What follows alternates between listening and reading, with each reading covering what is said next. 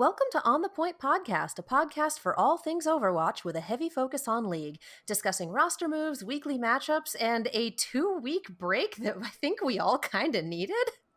It's been crazy, y'all. Yeah, it's been a very eventful week full of a lot for literally everybody. It's been crazy for Overwatch, and let's be real, it's been pretty damn wild in real life. So, while we're choosing to continue to record this because we know that people like listening to this podcast, people use media as an escape. So we're continuing to do what we do to provide for you guys, to provide for our audience. We are in no way saying that things are over. We are in no way saying that the protest should stop or that they should not be paid attention to. We are continuing on with what we do to provide entertainment for you guys, and we're also sitting here saying Black Lives Matter, defund the police. Damn right. Yes. So, now that that is an understanding between you, the wonderful audience, and us, the self-proclaimed wonderful podcasters, I'm Katie. I'm the support main. I'm CJ. I'm the tank main. And we've got all sorts of fun stuff to talk about, starting with the OWL Futures and Runaway versus Lunatic High exhibition match last week. Now, CJ, I'm going to let you pick this one up and sprint because this is the one that you were super excited about, and you know more about this than I ever will. So take it away. Yeah, this was kind of everything that I wanted it to be in one night. I was watching it with a lot of friends. We ended up playing a drinking game for the exhibition match itself, so I was very turned at 5 a.m. It was, the game? Anytime Jaehong shuts down an ultimate with the sleep, you drink. Anytime either Who Are You or Haksal gets a massive blade, you drink. Anytime Zunba annihilates a team with a grav, you drink. Anytime that Kaiser lands a team fight ending Earthshatter, you drink. So basically, you were blasted by the time this was done. I was sitting at like a 5 when the game started. Drink responsibly, kids. If your kids don't drink, drink responsibly, adults. I'm Irish and Italian. You don't understand how much liquor can fit in this slaps hood. Slaps hood. You can fit so many drinking games in this, CJ. Yeah, you really can. It's powerful. So I don't have many great things, but my liver strong. Good. Anyway, first up we had the Owl Futures match, which was Team Toby versus Team Slime. Each of them playing a roster led by themselves with 5 other players from Korean Contenders, just kind of getting to go out there and show their stuff on Team Slime. So Team Slime was, in terms of DPS, Ace and Assassin. They are from WGS Phoenix and Runaway, respectively. On tank, they had Free from Batlika and Mag from Runaway. Free being the off tank, Mag being Runaway's current main tank, and someone who you should definitely watch for, a potential Owl future, even if you didn't necessarily get to see his best account in this match. Aztac from WGS Phoenix as your flex support, and Slime as your main support. Team Toby was Teru and Heesang from O2 Blast and Element Mystic, respectively. To You from Gen G, joined by his main tank partner, Someone, and no, Which is such a great name. Who was that? It's someone who's on main tank. Someone. Yeah, I know. I was about to say it's not a comedy bit, but what's funny too is he initially misunderstood the word when he took it as his screen name. He thought it meant everyone, and then he found out that it means someone, and he just didn't feel like changing it. That's amazing. Yeah, that's even better. It's so good. I love it. Yeah, so Someone on the main tank, To You on the off tank. Main support obviously is Toby. and your flex support was MCD from Element Mystic, who I cannot look at without calling him Mickey D. Like, it's Yeah, just being that's MCD. My brain just completes McDonald's. I mean, you can't not, and I feel like MCD is what McDonald's trades under on like whatever stock exchange it's on. Yeah, So yeah, it's we just sit here because we call it McD's or Mickey D's. yeah, It's a thing in America. So you see MCD and you're like, double quarter pounder yeah. with Basically, and like, I cheese. don't even go to McDonald's much. It's just like, I think I've gone to McDonald's maybe like 3 times in the last 2 years. Like, And almost never. But we, because of quarantine, we got McDonald's delivered for the mhm. first time ever and got McDonald's for the first time in 6 months the other night. It- Yeah, it's junky, but man, it hits. It just, there's just something about it where you're like, ah, yes, I miss this. It's kind of like watching Houston and Boston go 8 rounds in a best of three match. Like, it's trash, but it's enjoyable yeah, trash, and you kind of love it. yeah. So that was our opener, but the main event was the reunited roster of Runaway versus the reunited roster of Lunatic High. They got pretty much everyone they could back, with the exception of Eska, who used to be a DPS player for Lunatic High, who pretty much retired around the start of Overwatch League. Um, but yeah, this was an incredibly tightly contested best of five that, in true Runaway fashion, it went to 6 maps. Of course it Um, did. it featured kind of a unique pick ban system that some people, myself included, have considered for hero bans. In that, you pick, basically what they did was each team at the start of each map could ban one tank, 2 DPS, and one healer from the other team. My Uh, favorite thing was Wolf forgetting that who had who and went, they can't play Bastion. Not Bastion, Batiste. Wow. yeah. This is where I am tonight, folks, and we're like 10 minutes in. So it's going to be fun. Yeah, it would take some getting used to. But yeah, the thing is, like, it was clear, the day was clearly about everyone having fun. So I wouldn't, necessarily call this a productive test of its viability, but it was cool to see something new. Um, Basically, this was like a greatest hits compilation of everything these teams are known for. Like Miro back on the main tank, looking awesome, looking like better than he has since Overwatch League started. Kaiser, Runaway's former main tank, now main tank for O2, one of the two main tank players for O2 Blast, landing some massive Earth Shatters. Hoxal and Who Are You landing just absolutely titanic Nanoblade combos. Zunba just Zaryaing people to death. Jaehong landing some epic sleeps. They played Dive, they played Goats, they played like every meta that these teams were kind of known for. Um, Honestly, just watching the meta change up and hearing Achilleos and Wolf go nuts yeah. every time it did was just perfect. Well, yeah, this is an all-star game that it's like, for a lot of old school Overwatch fans who were, big into the scene prior to the start of Overwatch League, like, you see these rosters in the lobby and you just immediately just hear the dun dun dun dun dun dun, the fucking just Avengers music in your head, because the fucking gang's all here. I was Um, wondering where you were going with that until you hit the main yeah. sting. Um, so yeah, if you want to know why people are so fond of the old Apex days and sort of how fun and crazy these tournaments were and why people won't shut the fuck up about them even like 2 years after they've stopped being a thing, go and watch this. And also, finally, Runaway gets a win over Lunatic High, with a 3-2 Yay! win on the map that Lunatic High beat them on to end the first grand finals bout between them. Eichenwald. And I loved that this Eichenwald wasn't even close. Not even a Didn't little bit. didn't even get past what? Point B? Didn't even Yeah. take B?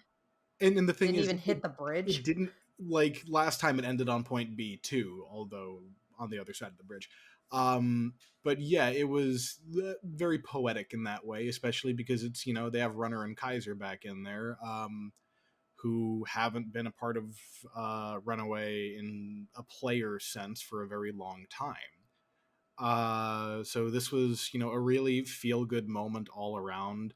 That I was on a Discord call with like 14 people at 5 a.m. and we were all hammered, losing our minds. It was a magical evening. Um, and also, big shout out to OGN for delivering like genuinely spectacular quality for like producing this show, despite the fact that they haven't broadcast Overwatch in like 2 years. Those Um, production graphics, though, yeah. seamless. Oh yeah. No. Seamless. You see why people complained about the production value of Owl in season 1 and season 2. Season 3 it's its own bag of cats, but Yeah. that was what we were used to. That was like OGN just did that. That I feel like very rarely will I sit here and go, oh yeah, Owl needs to step up its production game, because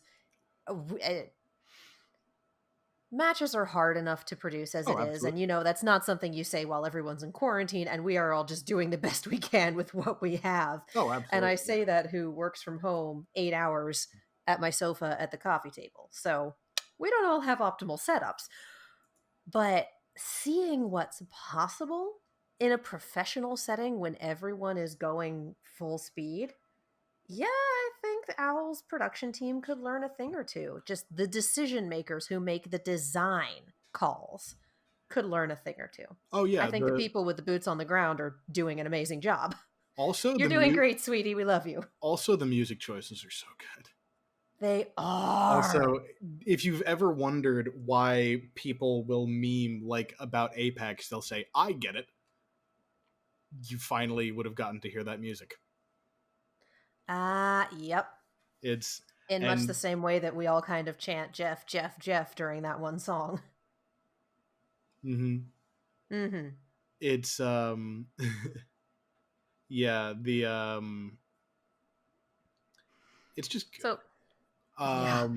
So I It experienced was that also for the first time. like I love the Apex stage. The set looks so fucking cool. It really does.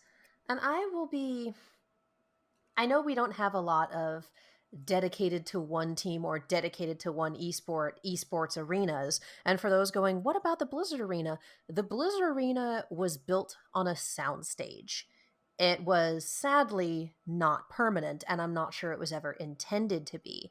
So there's only really so much you can do with those constraints in that space. And that's a little like behind the scenes production take on things. So I think the Blizzard Arena looked great. I Oh also yeah. think the Blizzard Arena was limited in what it could do for a space that it rented and didn't own. That said, this stage looked fucking amazing. Oh yeah, like the stage looks great, the big sweeping camera moves, and I fucking one of my favorite things about the presentation from Apex were the booths that the players were in, those big like Yes. plexiglass like starship bridge looking setups where you've got one guy sitting in the back overlooking everything. Yes. And it Those were serves amazing. it serves no realistic purpose. It looks so cool.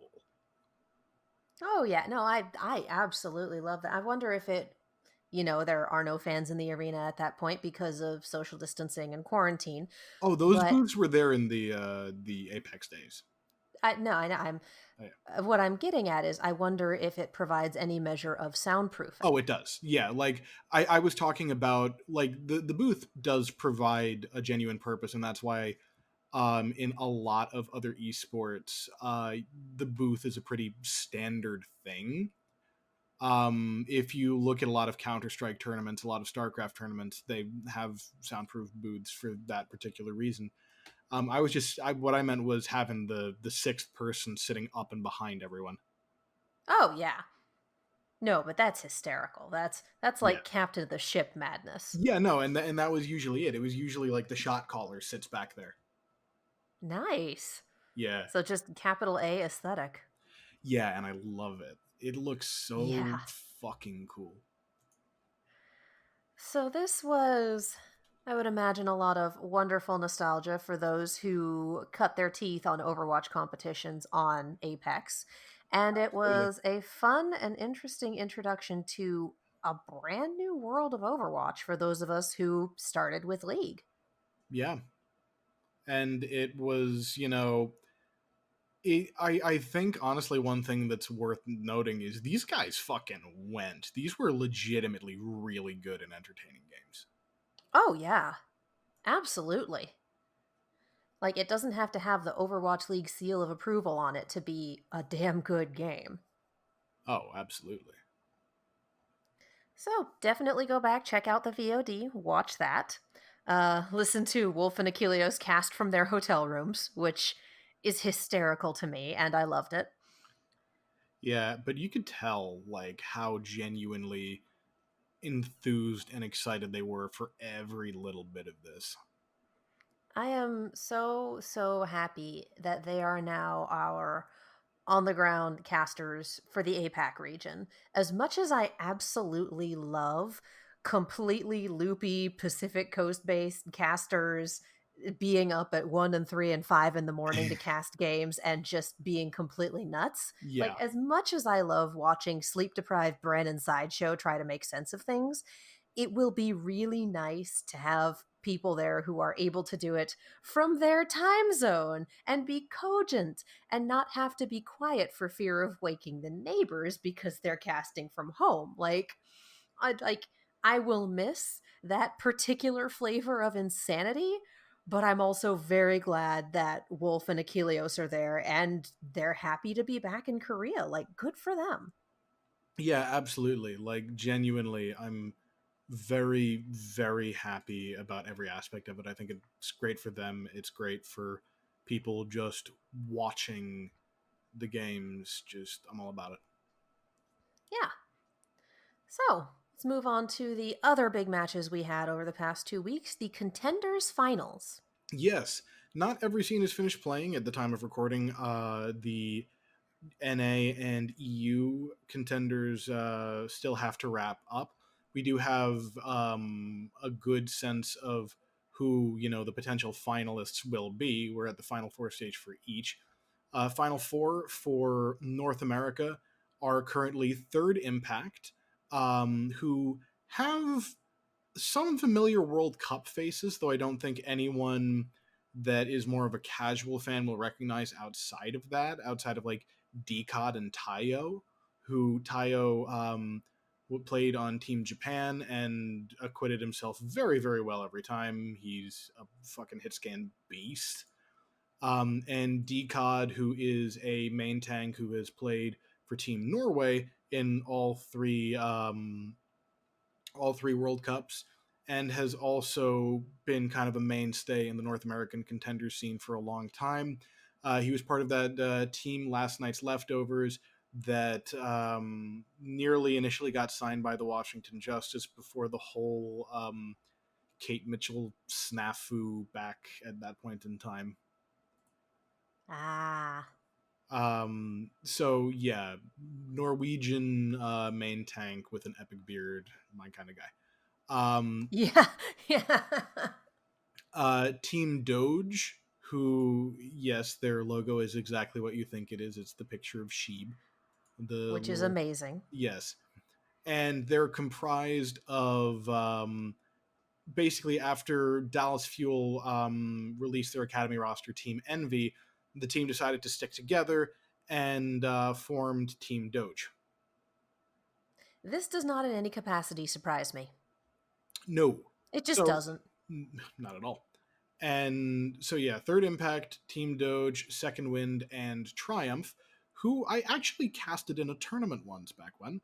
Nice. Yes, before they got this big.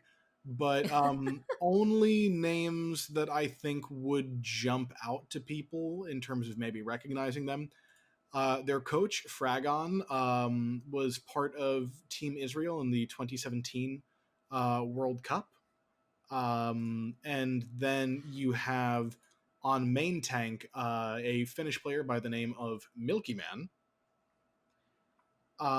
who was a mainstay on Team Gigante up until they disbanded, but had been a fixture in NA Contenders for a really long time. But yeah, it's Fragon, it's Milky Man. Oh, and Chow, Russian off tank who has been a member of all three national teams. See, at this point, I have to know how you spell Chow. TXAO. That is not what I was expecting in any capacity. But okay, I was going to make a Sonic joke, but okay. Yeah. I kind of love it, honestly. So And those are our NA Contenders Finals going in? yeah, that's the NA Contenders Final Four. Basically, the winners final will be Third Impact versus Team Doge. Loser of that will drop down to the losers bracket and face the winner of Second Wind versus Triumph, and the winner of that will go face the winner of that first game. Wild. Yeah. So if they lose the first game, they get a second chance and potentially have a rematch. Yeah, it's a double elimination bracket, kind of the way the May Melee worked. I love it. Or, well, not the May Melee, but like the playoffs. Yeah. All right. So, yeah, over in EU, our final four are British Hurricane, who are the academy team of the London Spitfire. They have a lot of names that you will recognize if you're an EU Contenders fan. DPS line of Danad and Sparker, main tanks Mulfig and Hadi, and backline Jofi and Ripa, who you might recognize from the Gladiators. Yeah. And they're going to be in the winners final against Ex Oblivione, which the only person I feel like people would recognize is Dans, who is a Dutch player who is on Team Netherlands in the World Cup. He was their main tank and made a very good case for himself. He's been bounced around a bunch of teams over the course of his career. He's a damn good player. The loser of that match will drop down and face the winner of the losers bracket match, which is between Raspberry Racers, the only member of which I think would be easily recognizable to our audience, perhaps, would be Scarippa, formerly of that meme team Clockwork Vendetta. He is the support player. Ah. And then over on the other side of that match is Shoes Money Crew EU. That's a name. Yeah, well, there was a so Shoes Money Crew. How to put this? So there was a team called That's a Disband, and their coach was a Canadian player named Shoe. And then he decided to, after That's a Disband kind of broke up, he reformed the team into Shoes Money Crew. Okay, and then Yes. Wild. So yeah, the only two that I think people will really recognize from that are Zytor, who has bounced around a lot of Contenders EU teams like Samsung Morning Stars, Young and Beautiful, Eternal Academy, and even Second Wind over in North America. And that's Exarath. Zytor was also from Clockwork Vendetta. So Clockwork Vendetta players have found homes. Yes, no, they did very well and made a genuinely good case for themselves. But yes, our final four are British Hurricane, Ex Oblivion, Shoes Money Crew, and Raspberry Racers. Any idea when they're playing? So British Hurricane versus Ex Oblivion are actually playing in a little over 12 hours from the time of recording. June 12th. So catch the VOD for that one. Yeah. And Raspberry Racers reference, is playing right after them. For reference, we are recording this on June 11th. Yes, So, at about 9 p.m. yeah. Okay. Yep. And looks like everyone else finished their brackets, yeah? Yes, everyone else is finished. The grand finals of Contenders Korea is a match between two teams that have kind of been sitting at the top of the heap for the last few iterations. O2 Blast versus Runaway, and O2 Blast, after I believe this is their first time actually winning it. Wow. Well, the thing is, yeah, they had a lot of second place finishes. Second place finish in season 1 in 2018, season 1 in 2019, second in the Pacific Showdown, and then fourth in 2019 season 2. And they also won one of the sort of little mini tournament weeks. So they've So, been up at that level for a very long time. And it's just, this is finally, they were able to push it over the edge and get the win. something of a runaway story. Yeah, which, ironic considering that's where Kaiser has ended up. Yeah. And Kalios, who, aside from being on the Boston Uprising, fun fact, was going to be signed as a main tank to Runaway way back when, but problem was that basically he didn't correctly leave. He was part of a team called WNV Korea, which, for if you want to know what WNV stands for, I can tell you. Okay. Might as well. Wisdom plus nerve equals victory, Okay. which is kind of rad. I love it. That is how you build a D&D sorcerer. Yes. So yeah, basically it was a contract dispute with WNV Korea that basically prevented him from actually playing with Runaway. Ah. I was wondering when you said didn't leave correctly. Like, Yeah. contractual issues. Yes, contractual Yikes. issues. Um, One yet. so yeah, however, Kaiser didn't actually get to play in this grand final. Instead, the main tank spot was filled by another familiar face, Yakpung from the Huh. Toronto Defiant. Huh. Yeah, he's found a home with O2 Blast since being released from the Toronto Defiant. I'm pretty sure players in like meat sports migrate like this too. I just never paid attention. But it Yeah, keeps being a surprise to me. Like, this player who was here is now over here. It's like, oh, yeah, yeah, this is how sports work. yeah, and Funny. yeah, and for the record, O2 Blast is definitely a team to watch in terms of developing talent, because you know who we can thank for them right now? Who? Mandu, Krong, and Myunbong. Oh, dang. Yeah, they're a team that has produced a lot of talent. Also, Violet from the Shock, Yeah. Oh, Ivy and God. Ivy and Violet. Ivy and Stellar, Highly over on the London Spitfire.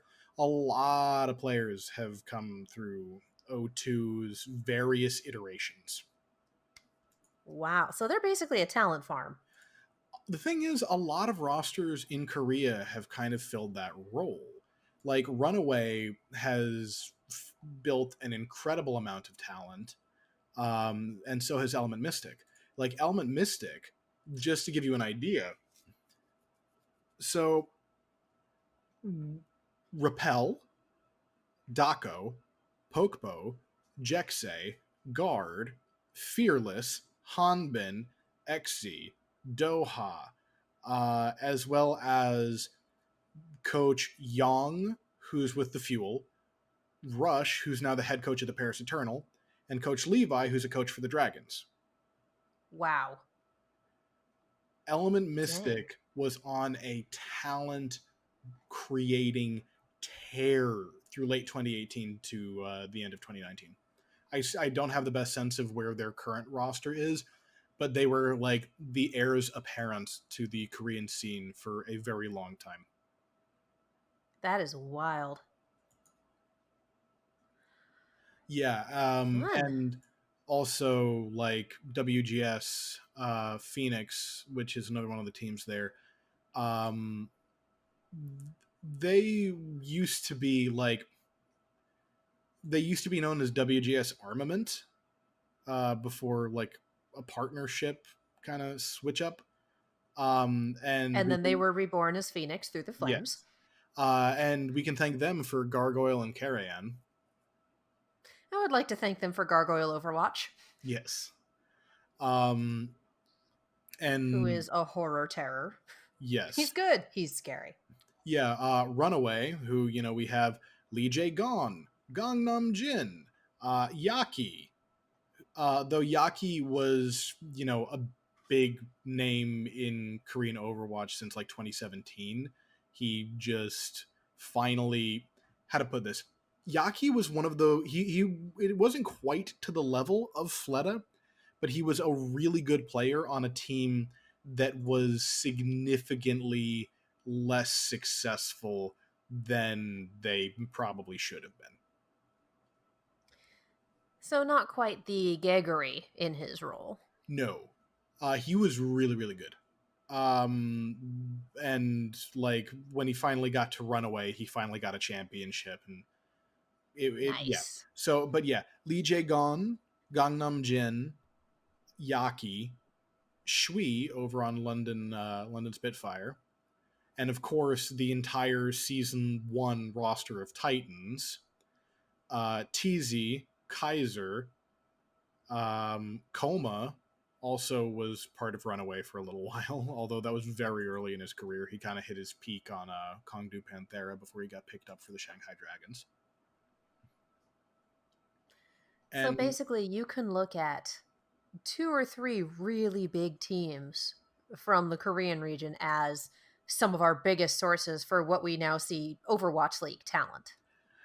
yeah, honestly, like a lot of these rosters in various forms, like if you go back and look at the rosters from Apex, you'll see the foundations of a lot of these teams being laid. Like something you might not realize, Alarm, despite the fact that he just got to the Overwatch League, was an Overwatch pro in like season 1 of Apex back in like 2016. Huh. And here's a crazy thing, he wasn't playing flex support then. You know what he was What was he playing? playing? Main What tank. was. Yeah, he was on the team with Carpe and Buddy. So, the opposite of what they tried to do with Kuki when he was on Valiant. Well, yeah, pretty much. But yeah, BK Stars, it was a weird amount of talent considering they never really got anything done. Because they Huh. had, yeah, no, legit. They had for their DPS line Carpe and Bunny. Okay. They had Alarm initially as their main tank. And then later they had Oberon, who has not made it to Overwatch League as of yet. But Bernard from Fusion University and London Spitfire, and also Twilight. Huh. Yeah, yeah. All right. It's So, Overwatch has a weird ass history. Anyway, now that it's. I've Yeah. finished being a professor, in Contenders South America, Team Dignity completes a flawless run through the Contenders South America playoffs, where they had not dropped a single map throughout that run, with a dominant 4-0 over War Pigs. In Contenders Which is Australia, a hell of a name. it's so good. Honestly, the China and South America have my favorite team names, because South Yeah. America, just listen to some of these, and they say Dignity, War War Pigs, pigs. Pacific Ocelots, No Ping Esports. Oh my god.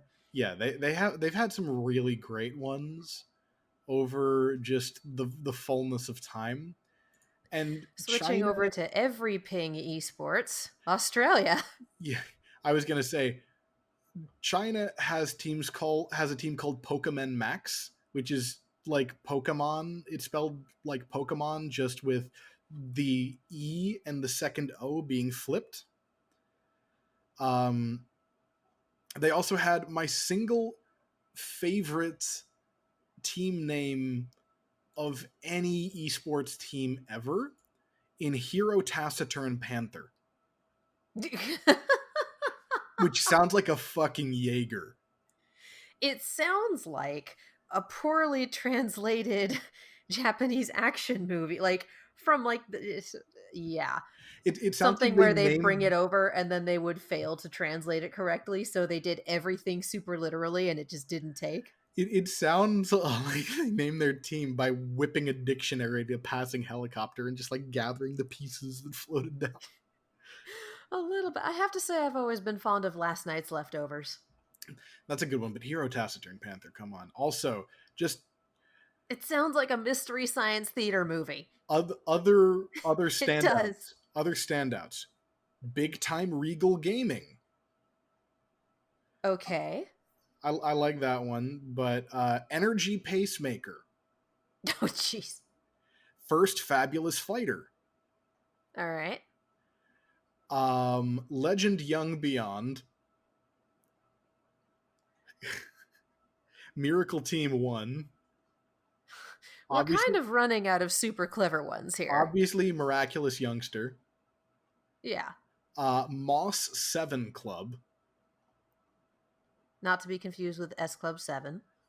of course, or Aeruka 7. The Starhorn Royal Club. Okay. This has been Contenders Team Names Corner. I just will know. I just enjoy the just like how much it doesn't translate properly. Oh Anyway, yeah, it's pedigree shitpost bingo, yes. but fun. Anyway, Contenders Australia, before we get back to China, Mind Freaks gets knocked down into the losers bracket fairly early on, but they make a run all the way back to the top with a banger of a grand finals, 4-3 win for Mind Freaks over Ground Zero Gaming, coming up from the loser bracket to get the title. So they pulled a San Francisco Shock, except instead of Shock's 4-0, they went 4-3. Yes. Yeah. In China, Team CC completed a dominant run through this season of Contenders China, where they pretty much continued their general dominance of the scene. They won 3 of the 4 weeks of Contenders, and then won the playoffs on top of that with a 4-0 from against Flag Gaming.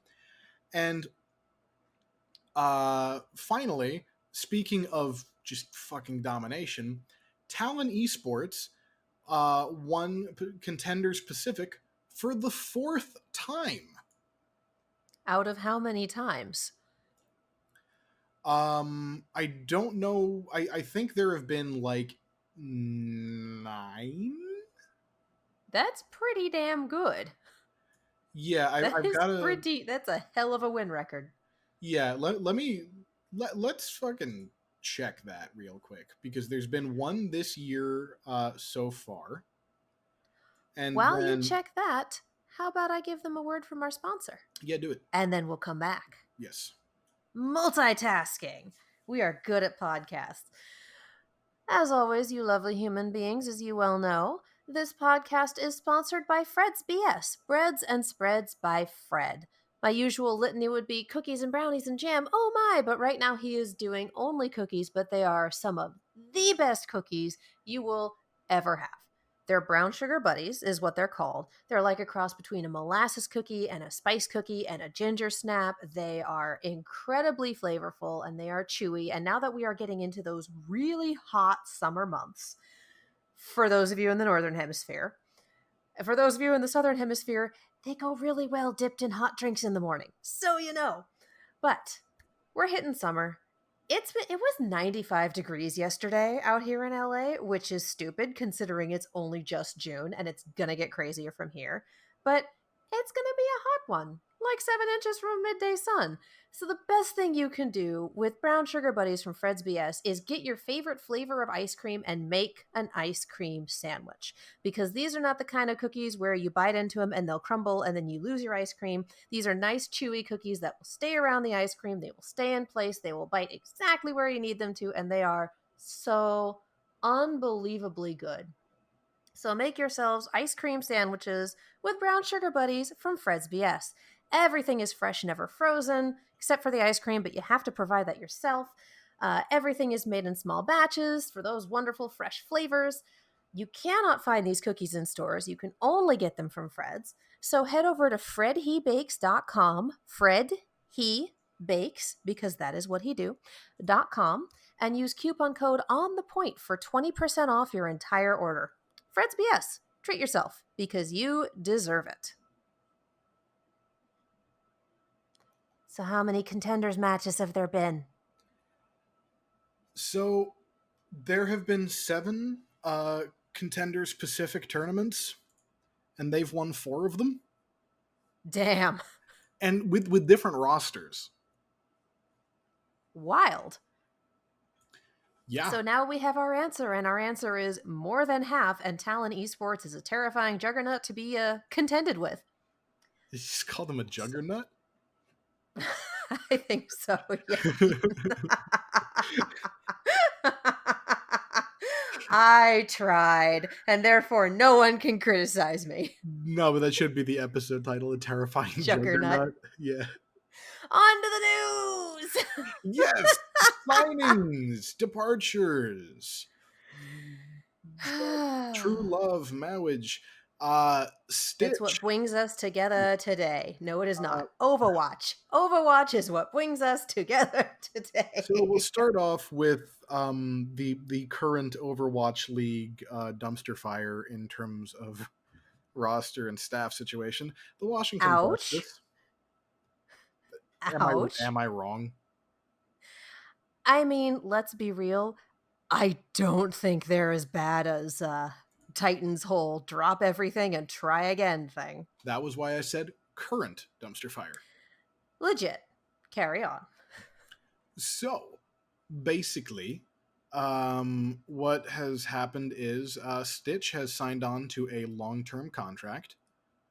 However, Elevote has decided to mutually part ways with the Justice, and on stream he pretty much said that he basically was permabenched the second they got Janu and didn't have a chance to practice, and he knew that he wasn't going to get any better or get anything out of just sitting on the bench all season.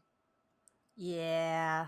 And he was not, however, the only person that they lost in these trying times.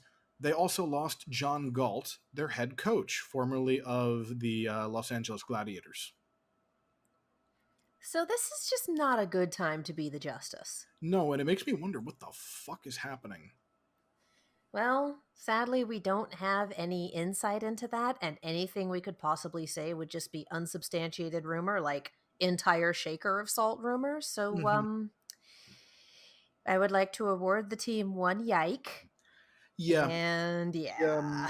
The only thing I can say that, is maybe possibly kind of telling is that Ark thanked him for always working really hard and trying his best in a hard situation. So, I mean, they dropped ball in. yes. So, okay. I will say I don't understand. Like, they literally can't build a team culture if they keep firing everyone in charge of the team.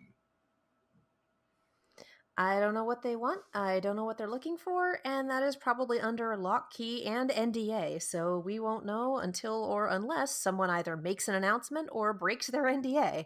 And y'all know my opinions on breaking NDAs. Yep. Anyway, moving on, for Toronto, they have picked up a new main tank in the form of Numlocked, which legitimately makes me very, very happy.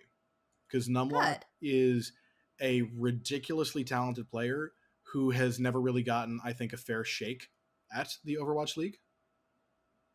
Now, correct me if I'm wrong. Wasn't he signed as a tank coach initially, and then they went, lol, JK, he's a full tank? Yes. There we go. Yeah, basically, yeah, Numlocked has been playing Overwatch at a tournament level since the closed beta, aka like November of 2015. Dang. And so basically, this guy has been around for forever. Played on NRG Esports before they became the Shock. Played on the Valiant in season one, but never really got to play. I was kind of a member of the ill-fated sister team. Then became a part of British Hurricane during one of its during its period of like early absolute dominance of the EU scene. Then joined Team Envy over in NA and was a part of them pretty much being the kings of the NA region. Um, and then over to Europe, joined Finnish team Nairiki Esports, which recently disbanded, like last within the last 2 months, over the Montreal Rebellion, and now finally to the Toronto Defiant. This dude has been grinding. He's been busting his ass. He has earned a shot, or I don't want to say an honest shot and imply that the Valiant, were dishonest with him in some way, but I feel like he never got a genuine chance to show what he's got. I mean, I think you're right there. It was just always someone else playing, always someone else in that position. So, yeah, should be fun. Yeah, no, Should I'm be fun. happy to see him there, and he's an incredibly talented player who is just very very smart about the game. In terms of other pickups, Haksal has been signed by the New York Excelsior, which is genuinely terrifying. Do they need more talent? Do they really need more talent? I mean, It's New York. Do they need more talent? I Save some mean, for the rest of us. just think about it for a second. Playing the same role, they've got Libero, Who Are You, and Haksal. Oh, God. That is an embarrassment of riches. It really, I'm not kidding about save some for the rest of us. Leave some to go around, New York. Yeah, Taking the same approach that they do to signing people for the Yankees. yeah. Like as soon as they, which is ironic because they're actually owned by the owner of the Mets. Learn from your enemies, right? Yeah, might as well learn something. But Yeah. even Mets fans don't like fucking Jeff Wilpon. Um, Well, I learned something fun and new today. I'm a I'm a Rockies fan. I don't get to say shit. So, I'm a Yankees fan. My family's all from the Bronx. So yeah, and basically New York, if they can put these pieces together, just this roster just gets scarier every edition they make. but New York continues to be an exercise in can if they can put these pieces together. Yes. They're good, but we're still kind of waiting on tournament winners. Yeah, pretty much. Moving on, we have two moves from the Dallas Fuel. Zachary has decided to retire, and the Gladiators have given over Paintbrush to the Fuel. Which is a heck of a move. Yeah, it's one of those things that like probably doesn't make a lot of sense to people on a surface level, but if you think about it, it does kind of make sense. And you'd be like, but wait, why are you picking up a main support player? You've got Unko, you've got a closer and Harry Hook. Well, you don't need another guy like that. The reason I think this is potentially a very good move for the Dallas Fuel is they have basically, if you look at other teams right now, a lot of them have Lucios that are very very skilled playmakers in Jack in Repel in or no, it's Jexay that plays the fucking Lucio. What am I talking about? In Yes. Jexay, in FD God, in someone like Masa, someone like Cruz, someone like Funny Astro. Basically, the the difficulty that I think they have is they have someone who's very competent and capable, but is not necessarily a playmaker. And as such, if you're up against other teams that have someone who is capable of just popping the fuck off in that spot as well as just doing their job competently, you're at a disadvantage. And Paintbrush, I do think, is a flashier support player. Yeah. That's my theory as to what the logic is. I mean, if you're the Gladiators, just looking back at previous matches, you don't put Paintbrush in for Big Goose if you don't think he can handle it, and Big Goose has a big wingspan to fill. So, this makes sense that if Gladiators don't have that Gladiators, wow, if Fuel don't have that level of playmaker, it makes sense that they would want one. And Gladiators already have Big Goose. Yeah, exactly. I don't think I think for Paintbrush this is a chance to maybe compete for a starting spot, and Yeah. if he can be the competent if he can get the job done and pop off, he's in a real good place. Yeah, so it's looking like it'll be a good move for him. We'll see how things turn out when play starts. Yes. Alrighty. So moving on up, Owl is coming back June 13th next Saturday. I initially had this Or 2 days from no, now. I initially had this as a news thing when we were yeah, planning on recording last week, and then it's yeah, like, well, coming this yep, weekend. What am I fucking yep, talking about? Yeah, although what is going to be out next Saturday, the TV show I worked on. Go watch yay! the Great Debate on Sci-Fi. Do it. Love yourself. Yes, the Critical Role episode was my idea. You're welcome. Yeah. You heard it here first, folks. All right, we have something you've been asking for a while. New hero pool rules. Fucking So, thank you. the Like, way they have redone this, mhm, any given hero pool will last for 2 weeks. And we have 2 weeks on, so 2 weeks off. So we will have a hero pool that lasts 2 weeks, and then the next 2 weeks, there will be no hero pool for those weeks of gameplay. And then we're back on with a hero pool that'll last for 2 weeks, and then we're back off. The weeks off will include the tournaments. So the Summer Showdown, the first weekend of July, which has been named, the mhm. August tournament, which has not yet been named, and I'm hoping for the Fall Brawl, and playoffs, I think which are Fall just Brawl is copyrighted because that used to be a wrestling pay-per-view.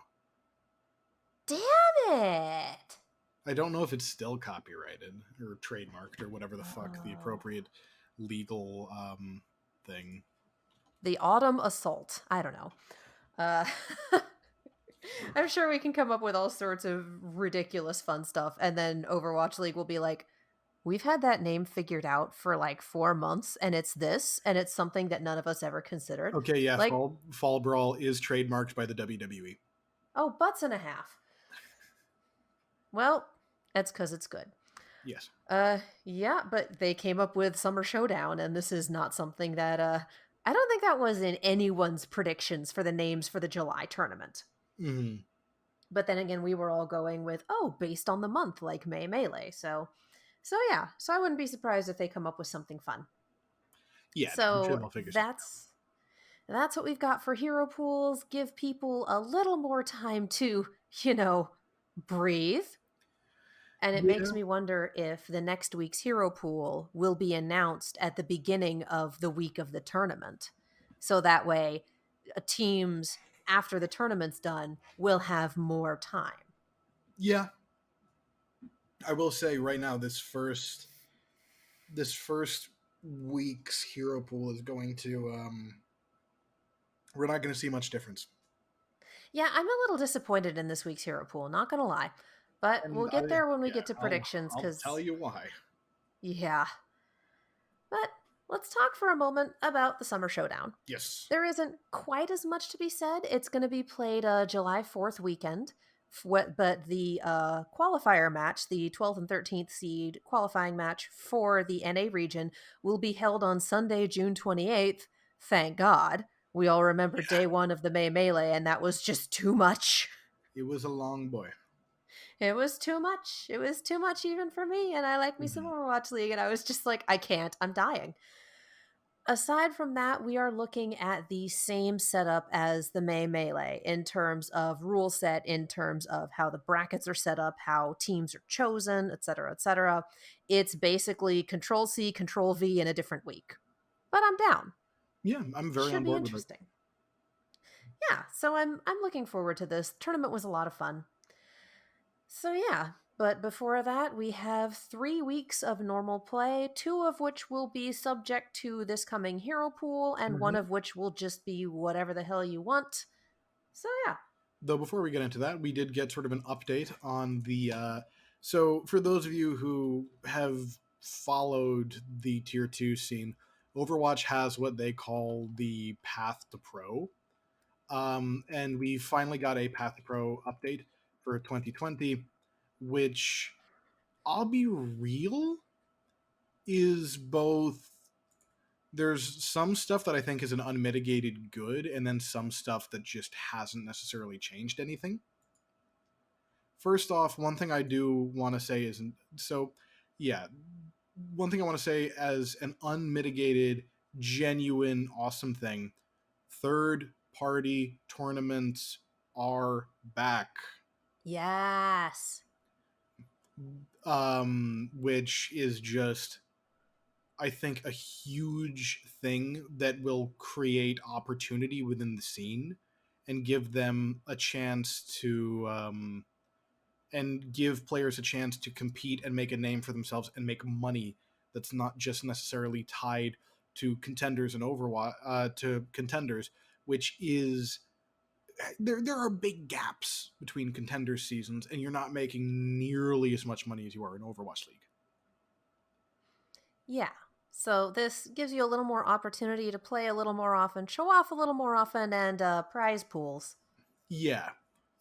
So they have made changes to the framework of Overwatch's tournament licensing system to empower third-party organizations to make some third-party tournaments.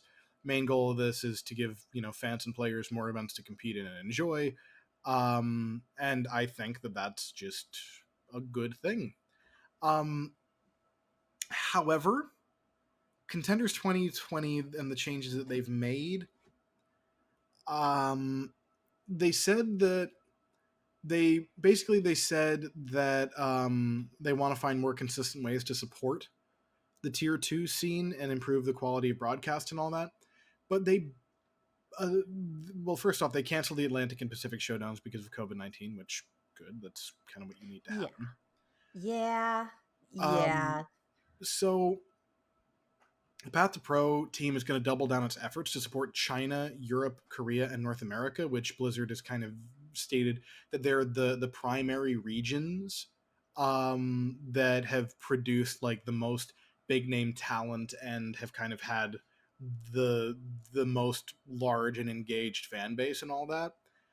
Which, on the one hand, of course, you need to be judicious with your resources to a certain extent, but saying that you are basically what this means is they're going to work on more first party development initiatives and will allow for more third party organizations to thrive and potentially branch out. But the thing is, like, well, Europe especially needs the help because the scene over there has been rapidly shrinking since the start of this year. But for players in like the Pacific and China, or the Pacific and South America Australia. and Australia, it's kind of a slap in the face. Yeah. And there's definitely talent that's come from those regions, not in the same just sheer amount as it has from say Korea, because Yeah. it yeah, Korea produces Overwatch talent like crazy, but that's not to say that they don't deserve support. I can understand if you have to conserve your resources, but that doesn't mean that they're not leaving them out in the cold. Hmm. Yeah, absolutely. So that's where we are right now with Path to Pro. Yeah. But Yay! yeah, we'll see how this develops and what happens. Like I said, I think the third party tournament is a big step in the right direction. But let's focus back in on League for a little bit right now. Though I will say once again, as I say all the fucking time, watch Contenders, watch community tournaments. Watch Contenders. Love yourself. Have Yeah, fun. There's so much Overwatch to be had. Partake. yeah, absolutely. All Um, right. and a lot of it's really good, and you'll be able to see the talent coming. So keep an eye out for that. So And then you can say, when someone gets signed, you can be like, I've watched them since this time. yes, you can I am win an your OG so and so fan. friend betting pools. Yes, because that's what my friends and I have betting pools on. Yeah, but let's be real. Me and my friends, we win. Yeah, no, I know. Yup. Um, so the hero pool for the We're back, upcoming weeks y'all. is Echo, Sombra, Diva, and Brigitte are banned. Now, what Ladies' this party. what this says to me is that we're gonna see a shit ton of double shield compositions. Yeah, probably. Because here's the thing. Diva and Brigitte and Sombra, like Echo has a place in like spam comps and all that. But Diva and Brigitte and Sombra right now are very dive exclusive characters. And I know that sounds weird to say that Brigitte is kind of a dive exclusive character, but the reworks to her kit have made her really good at enabling your team to dive and Yeah. also hurting the other team's ability to dive. That shield bash is murder. Always has been. Yeah, although honestly, like we might see the possibility of like a Winston Wrecking Ball dive, just because like Wrecking Ball has a lot of counters as a character, but so I don't think it's necessarily super strong. But getting rid of the Sombra and the Brigitte gets rid of two of them, even if like McCree, Doomfist, and May are still there, and Sigma. Like, there's still a lot of things that can cause him to get instantly fucking murdered. But this is assuming that your opponent is going to play a comp that supports Doomfist, or, well, McCree more likely than Doomfist, I would say. But yeah, this is, and I assume that Sigma is not a good dive tank, not No, mobile enough. no, but he's very good with Orisa. This is true. And for spam compositions, which I think are the strongest in Overwatch right now, um, I think that we're gonna see a lot of that. Yeah. I mean, as Um, I understand that they took the data from League only, and I'm wondering if they included the May Melee data in I this. think so But because like because basically Sombra, Diva, Brigitte, and Echo were pretty much just the composition that was used when Dive got pulled out. I'm disappointed in this being the hero pool. Like, Yeah. some of the hero pools we've seen have sparked creativity, and I still remember everyone losing their goddamn minds when May got banned the first time. Thank you, Mhm. Nori. We don't deserve you. But this just seems flat to me in terms of shaking up the Yeah, game. It's like, I don't think it's yay. changed anything. So at that point, what's the point of a hero pool? Yeah. So yeah, Kevin Sorbo yelling disappointed, failing his line read. Um, Yeah. I will say that's yep. maybe my second favorite like botched delivery meme of all time. It is my flat out favorite because I continue it's my reference base. That is what I go to. It's But just when I'm disappointed with something, it's Kevin Sorbo yelling. That's that's what it is for me. yeah, but what about Tim Curry in Command and Conquer 2? Okay, but I don't pull out the space reference unless I'm watching Overwatch Or League. Command and Conquer Network? Disappointed I can use anywhere. I know, but that one is just so much funnier to me But just that's because you can see him break, you can see him crack and try not to like Lose it. completely corpse, and then just give up and just like throw his head to the side and give a stupid delivery, just like to say fuck it. Space. Yeah. Yeah, Space. Yeah. it's I would argue that that is not a failed line delivery because Kevin Sorbo obviously reading a stage direction as a line is just like, so where's the script supervisor? Are Mhm. we keeping that take? We're keeping that take. Great. Mark it. That's the one we're using. This will be gold. Yeah. Anyway, Kevin Sorbo disappointed for this hero pool. Mhm. But going into this weekend's matches, which I have missed League so much. We've had so much good Overwatch, but there's just something about League that I love. Going straight into APAC, we have London Spitfire versus Shanghai Dragons. I'm going with Shanghai on this. Yeah, me too. Yeah. Still waiting to see London really pull it out, you know? Yeah. Here's an interesting one given what we saw in the May Melee. NYXL versus Seoul Dynasty. Yeah, this is one of those things where like we have two teams that are wildly inconsistent right now.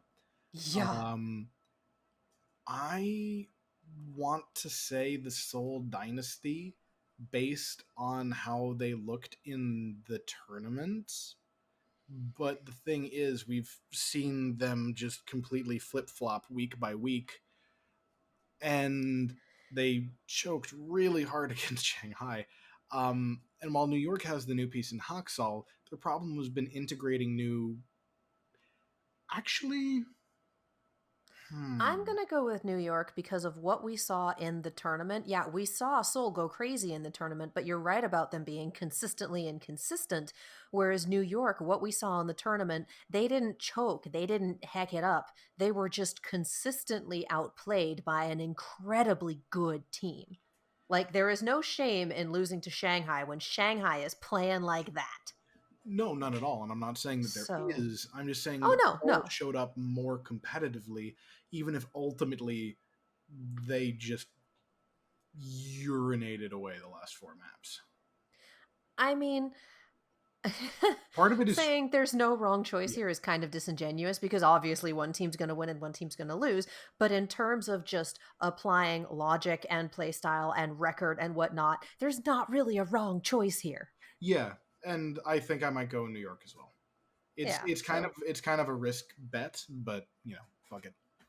it's a risk either way, looking at just track records versus more recent play. So, anyway, Yeah, speaking of track records versus more recent play, Paris Eternal versus Boston Uprising. I'm gonna go with Paris on this, just because I think they've been more consistently Sparkle. good. They're gonna have Sparkle and they're gonna have Sparkle. They're gonna I think they're gonna have Exy back. Oh Um, dang. Is he and back? Is he better?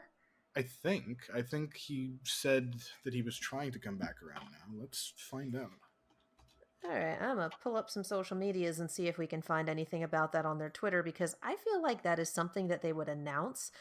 I am also going with Paris because despite Boston having a much better run recently than they have in quite a while, I still don't think consistently it's good enough, Mhm. especially given the sort of gameplay that we've seen from Paris recently. Yeah. And again, just from what you've told me about Sparkle and from what everyone else has said about Sparkle, I don't think that his influence on the team can be discounted. So, Oh, not at all. Paris. Yeah, I think I'm going Paris as well. Okay. So yeah, moving on to the next one, Florida Mayhem versus Dallas Fuel. See, that's a tough one because it's so easy to kind of make jokes about, oh, it's Florida, even when they have proven that that is no longer the case. But The, there also, is Dallas one is on the up and up. interesting thing as well, which is with Brigida banned, Tracer is both better and worse. True, you don't Which get the armor packs, but you also don't have that stopping force on the opposite team. exactly, and the armor packs are a big part of Tracer, like a big part of like enabling Tracer in spam compositions right now, and I think that's what we're going to be seeing. So it, you know, I with Decay and Yaki, they could definitely run it anyway.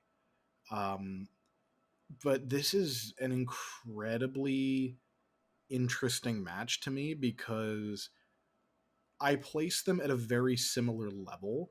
Like Florida may have won more maps against the Shock, but I feel like the ones they lost pretty hard, and Dallas also came close on some of the ones that they lost.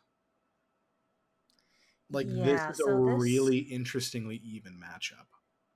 this is another one where there is no, like, again, there's going to be a wrong answer because someone's going to win, but in terms of analytics there is no wrong answer.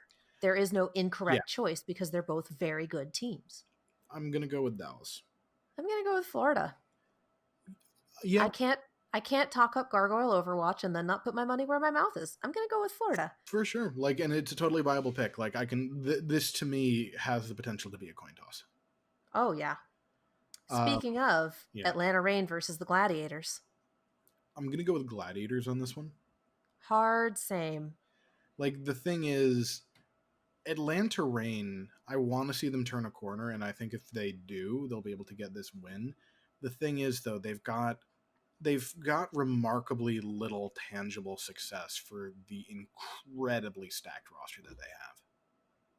Which is something we've also been saying about the Toronto Defiant. I mean, I remember I have said that I think they've had issues from like day one with this roster. I know. I know. But you can't deny the talent on either roster, and yet. That's true. I'm just saying I don't know that I'd put that in the same category.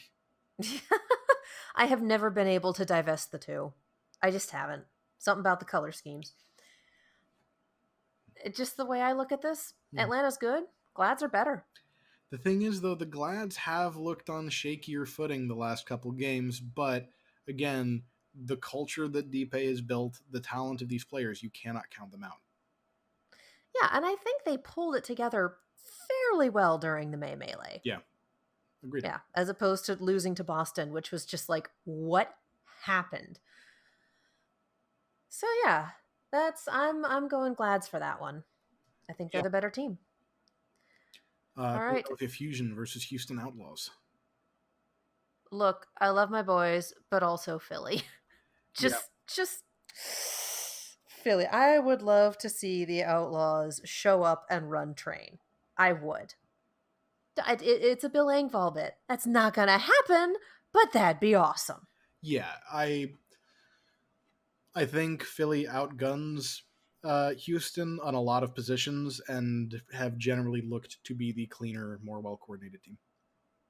Yeah, I mean, there's a good number of people who thought Philly was going to pull it out for the May Melee, and a Yeah, lot of us thought it was going to be an orange versus orange fight. So, yeah, not for nothing. no. Now here's a fun rematch: Vancouver Titans versus Toronto Defiant. Up until the Numlocked signing, I think I would have actually gone Vancouver. Now I'm less sure. I'm gonna go ahead and throw in with Toronto, partially because again, it's my boys. I Mhm. can't not. And partially because, well, for both teams, I'll be interested in seeing what they did with 2 weeks off. Vancouver to work on a little more team cohesion, and Toronto to just kind of pull their shit together, Yeah, for sure. which I And realize is the same thing, just phrased differently. well, sort of. Like they obviously they both need to get their shit together, but it's different issues. Um, Yeah, different so shit. basically, I'm going with Defiant as well. I do want to just highlight though that like having Shockwave in there like made a very significant difference. Well, it like I think it made a difference for the team, but I also think their coordination and team play and ability to play around him, like they looked like they had gotten a lot stronger. And I think that they're progressing faster than I probably would have expected them to in this situation. Yeah, I will be interested to see Shockwave not on Echo, because I that's about all I've seen him on, and that was the most memorable part of his role in that tournament. So I have not seen a lot of his other play, so I will be interested to see how he plays the other heroes that he does when we have this meetup, now that Echo is in this incredibly disappointing hero pool. So yeah, I will be interested to see how this goes. I am still pulling for Toronto, especially Mhm. since Surefour has said he is back in the game. He was taking a break during the May Melee. He wanted to kind of take some time, get his head together, Mhm. etc. So he's back in the game. We have the Numlock pickup.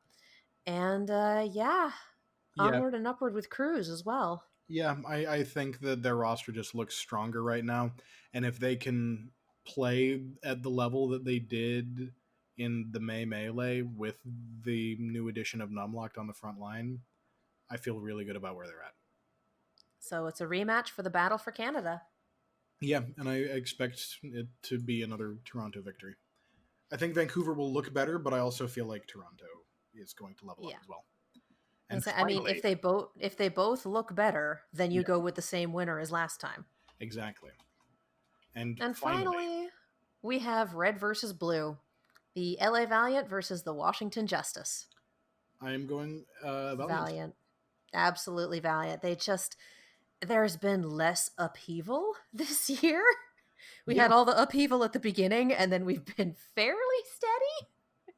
yeah. And they just look like the better team right now. They were higher seeded in the May Melee. They've been doing better in terms of their overall record. And yeah, I think yeah, they just have a roster that right now is individually and as a unit performing at a higher level with a more creative coach. absolutely. And don't get me wrong, I think that Justice have gotten, improvements in having Stitch and Haksal, or not Haksal, Janu. But one, they're still incorporating with this roster. Two, they just lost their head Losing their coach. coach. So we do, and yeah, we don't know what's going on there. And yeah, I'm skeptical. As we have seen with the Houston Outlaws last year, organizational upheaval can absolutely murder a team's performance. Yeah, pretty much. Because that was for those of you who didn't watch last season or don't remember, the Outlaws were kind of ownerless and fundingless for a while. And then at one point they were owned by Immortals and kind of had to divest for a little bit because one organization cannot hold two Overwatch League teams. Didn't really have a lot going on in terms of coaching staff, like shoestring team at that Oh yeah. point, still doing their best. So having infrastructure issues can and does heck up a team's performance. And if that's what's going on behind the scenes with the Justice, then I'm not surprised that we are seeing upheaval and that we are seeing issues with player performance. Because if you have no support, what can you do? Hmm. But unlike Houston's situation last year, we have no idea what's going on with Washington. Houston's was pretty damn upfront. Everyone knew. There were no secrets there. Yeah, like we knew that there was just a whole giant kerfuffle with Infinite Gaming We or knew there Infinite was a Esports. mess. We knew they had no funding. We knew that there were problems. And it's like, well, at this point, this is a team that is straight up on its own without the funding or support that pretty much every other team has. Yes. So you do your best. And they did. They did their best. So yeah, that's where we stand. I think we only disagreed on the Florida and Dallas match. Yeah, pretty much. And we've got what looks to be a weekend of really fun Overwatch. We've got a few matches that are probably givens, although the way that Boston has been performing, just in general, I'm hesitant to call any match a given because if Boston can do it, anyone can do it. Yes. But there's gonna be some barn burners in here, man. Oh yeah, no, I think we're coming back to a good week. Oh yeah. So this should be super fun. Yeah, I'm very, very Tune in. excited. Y'all tune in. Y'all let us know what you think. So, I am Katie. You can follow me all over the social medias as well as on YouTube and Twitch at Kiaxet. That is Kiaxet. I'm CJ. You can find me on Twitter as at @the_rage_nerd. And also, just a thing that I want to draw everyone's attention to. Um, as I've alluded to a few times, I am now coaching a team. I'm kind of back operating in that capacity. Go Yay! follow Decima on Twitter. It's at Decima DECIMA OW on Twitter. We just recently won the Salty Fish Bowl tournament.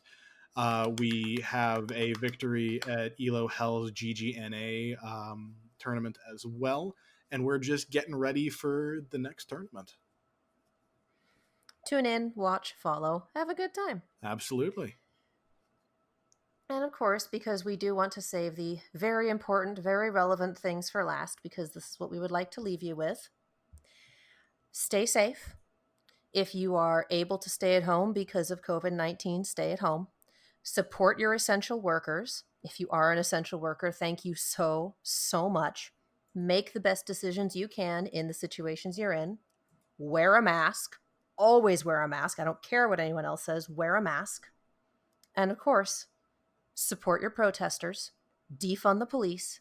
Black Lives Matter. Full stop. Also, arrest the officers who killed Breonna Taylor. Arrest the officers who killed Breonna Taylor. All right. I think we've loaded all the very important things we have here. Remember all of those. We love you. Stay safe. Let's C9.